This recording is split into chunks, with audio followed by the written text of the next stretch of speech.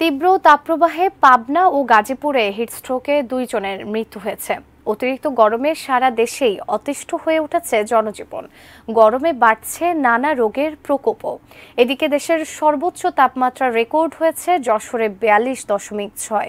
প্রতিনিধিদের পাঠানো তথ্য ছবিতে আরও জানাচ্ছেন ওয়ালিউল সাকিব। শনিবার দাবদাহের কারণে হিটস্ট্রোকে দেশে 2 জনের মৃত্যুর খবর পাওয়া গেছে। পাবনা সুকুমার দাস নামে 60 বছরের এক বৃদ্ধ ও গাজীপুরের রাজেন্দ্রপুরে শারাফাত নামের একজন মারা গেছেন। টানা কয়েকদিনের অতিরিক্ত গরমে বেহাল অবস্থা সারা দেশেই। তীব্র তাপ প্রবাহে যশোরে রেকর্ড হয়েছে দেশের সর্বোচ্চ তাপমাত্রা 42.6 ডিগ্রি সেলসিয়াস। গেল কয়েকদিনে দেশের সর্বোচ্চ তাপমাত্রা নিয়ে সবচেয়ে বিপর্যস্ত ছিল চুয়াডাঙ্গা। জীবিকা নির্বাহের প্রয়োজনীয় রসদ জোগাতেও হিমশিম খাচ্ছেন সেখানকার শ্রমজীবী মানুষ। 41 ডিগ্রি সেলসিয়াসে রাজশাহীর অবস্থাও ভয়াবহ।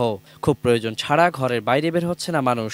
চুয়াডাঙ্গাতে আমাদের 4-5 দিন ধরে বাংলাদেশের সর্বোচ্চ তাপমাত্রা বিরাজ করছে। গরমে তো আসলে খুব সমস্যাজনক হয়ে যাচ্ছে।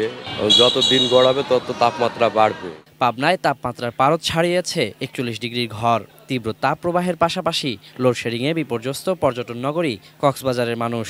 সমুদ্র দর্শনে যাওয়া পর্যটকরাও বেরোতে পারছেন না হোটেল মোটেল থেকে। দাবদাহে জয়পুরহাট জেনারেল হাসপাতালে বেড়েছে নিউমোনিয়া, শ্বাসজনিত রোগ ও ডায়রিয়া আক্রান্ত রোগীর সংখ্যা। রোদে সেই ভোল্টেজ হয়েছে, মানে শরীর ঘামিয়ে যাচ্ছে, খারাপ লাগতেছে আর কি। গরমটা অনেক বেশি, লোডশেডিং অনেক বেশি। সীমান্ত জেলা শেরপুরও তীব্র গরম ও লোডশেডিংয়ের কবলে। অতিরিক্ত গরমে রোগব্যাধিতে আক্রান্ত হয়ে হাসপাতালে ছুটছে মানুষ। চাঁদপুর সরকারি হাসপাতালেও রোগীর ভিড়। তাপদাহের কারণে মেইনলি দেখা যাচ্ছে যে বয়স্ক রোগী এবং শিশু রোগী বেশি আক্রান্ত হচ্ছে।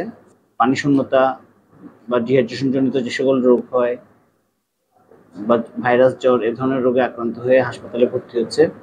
এদিকে গত কয়েকদিনে সিলেটে কিছুটা কমেছে গরমের তীব্রতা। বৃষ্টিতে স্বস্তি ফিরেছে জনজীবনে।